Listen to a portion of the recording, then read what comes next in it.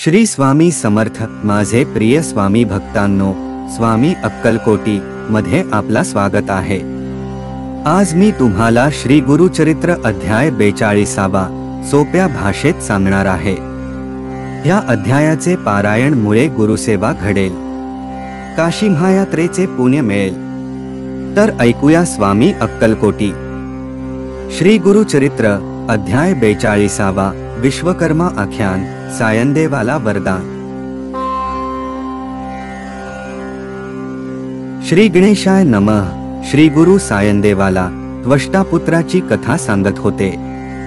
ते पुढे म्हणाले, साधूने त्वष्टा कुमारास काशी क्षेत्रातील पंचक्रोशीत वसलेल्या देवतांचे व लिंगाचे कोणत्या क्रमाने दर्शन घेतले म्हणजे क्षेत्रप्रदक्षिणा पूर्ण होते ते नीट समजावून सांगितले. तो पुढे म्हणाला, अशा प्रकारे क्षेत्रप्रदक्षिणा करून पुन्हा विश्वनाथाच्या मंदिरात जावे. तेथे देवासन्मुख उभे राहून पुढील मंत्र म्हणावा, जय विश्वेश विश्वात्मन काशीनाथ जगतपते. त्वत्प्रसादान महादेव कृता क्षेत्र प्रदक्षिणा. अनेक जन्म पापानी कृतानी मम शंकर. गतानी पंचक्रोशात्मा कृता लिंग प्रदक्षिणा. त्यानंतर मुक्तिमंडप, स्वर्गमंडप, ऐश्वर्यमंडप, ज्ञानमंडप, मोक्षलक्ष्मी विलास मंडप, आनंदमंडप आणि वैराग्यमंडपात जाऊन त्या मंडपांना वंदन करून यावे.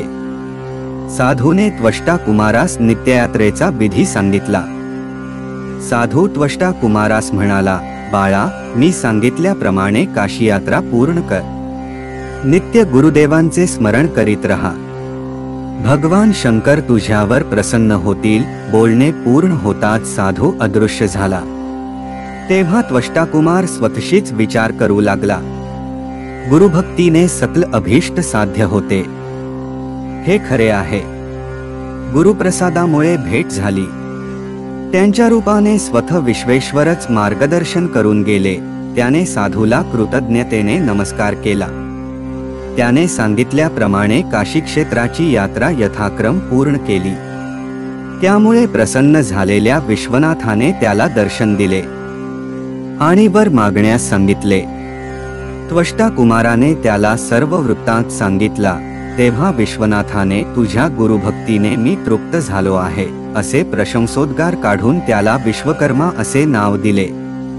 त्याला सर्व विद्यांमध्ये पारंगत करून सृष्टी रचनेचे विलक्षण सामर्थ्य दिले. त्वष्ट्याच्या त्या पुत्राने काशीमध्ये स्वतःच्या नावाने विश्वकर्मेश्वर लिंग स्थापन केले. तेथून तो गुरुगृही आला. गुरूंसाठी घर, गुरुपत्नीसाठी चोळी, गुरुपुत्रासाठी पादुका व गुरुकनेसाठी घरकुल, स्वयंपाकासाठी भांडी अशा सर्व वस्तू देऊन गुरुला व त्याच्या परिवाराला संतुष्ट केले. त्या सर्वांना वंदन केले. तेव्हा गुरुने त्याला दृढ आलिंगन दिले व म्हणाले, बाळा, तू चिरंजीव होशील. तुझी कीर्ती अखंड राहील. तुला अष्टसिद्धी व नवनिधी प्राप्त होतील. तुला कधीही चिंता आणि कष्ट होणार नाही.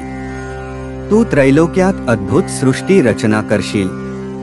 श्री गुरूंनी सायंदेवाला गुरुभक्तीचा महिमा सांगितला. हे विश्वकर्म्याचे आख्यान संपूर्ण होताच सूर्योदय झाला. सायंदेवाने श्री गुरूंना भक्तिभावाने नमस्कार केला व म्हणाला, गुरुदेव, आपण काशी यात्रेत माझ्याबरोबर हिंडत आहात असे मला स्पष्ट जाणवत होते. हे स्वप्न होते की सत्य मला काहीच माहित नाही. आपली लीला मला कशी कळणार. आपण खूप थोर आहात. ते ऐकून श्री गुरूंनी मंद स्मित केले. त्याने तिथल्या तिथे श्री गुरुवंदनात्मक संस्कृत कवन रचून श्री गुरूंना ऐकविले आणि तुम्हीच काशी विश्वनाथ आहात असे म्हणून त्यांना वारंवार साष्टांग प्रणिपात केला. तेव्हा श्री गुरु म्हणाले, वत्सा, तू माझा निस्सीम भक्त आहेस म्हणून मी तुला काशी यात्रा घडविली.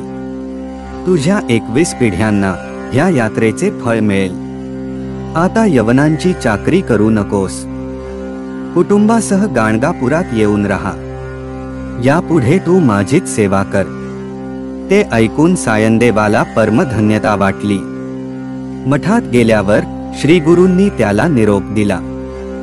सायंदेव आनंदाने आपल्या गावी गेला. आपल्या पत्नीला व मुलांना गाणगापुरातील समग्र वृत्त सांगितले.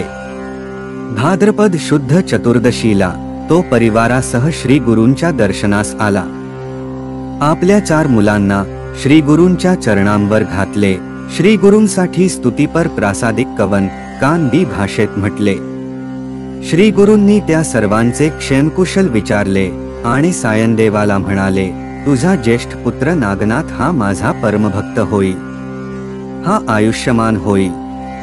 याला यश, ऐश्वर्य, कीर्ती, संतती, संपत्ती या सर्व गोष्टी प्राप्त होतील. तुला आणखी एक पत्नी असेल. तिला 4 पुत्र होतील. तेही सुखात नांदतील. तुझ्यासाठी यवनांची सेवा करायची नाही हीच मुख्य आज्ञा आहे. यवनाला नमस्कार जरी केलास तरी तुला मृत्यू येईल. आता संगमावर जाऊन स्नान करून ये. श्री गुरूंच्या आज्ञेनुसार सायनदेव परिवारासह संगमावर गेला. तेथे स्नान केले. अश्वत्थाची विधिपूर्वक पूजा करून ते सर्व मठात परतले. तेव्हा श्री गुरु सर्वांना उद्देशून म्हणाले, आज भाद्रपद शुद्ध चतुर्दशी आहे. ह्या दिवशी अनंताचे व्रत केल्याने लोकांचे कल्याण होते. पूर्वी कौंडिन्य ऋषींनी हे व्रत स्वतः आचरिले होते. ह्या व्रताचा विधी काय आहे? हे व्रत केल्याने काय पुण्यलाभ होतो हे मी तुम्हाला सविस्तर सांगतो, ऐका. सिद्ध म्हणाला, नामधारका. श्री गुरूंनी उपस्थित विप्रवर्गाला अनंतव्रताची जी माहिती सांगितली ती त्यांच्याच शब्दात सांगतो. इतिश्री श्री गुरुचरित्र अध्याय 42 संपूर्ण. श्री गुरुदत्तात्रेयार्पणमस्तु. शुभम भवन्तु.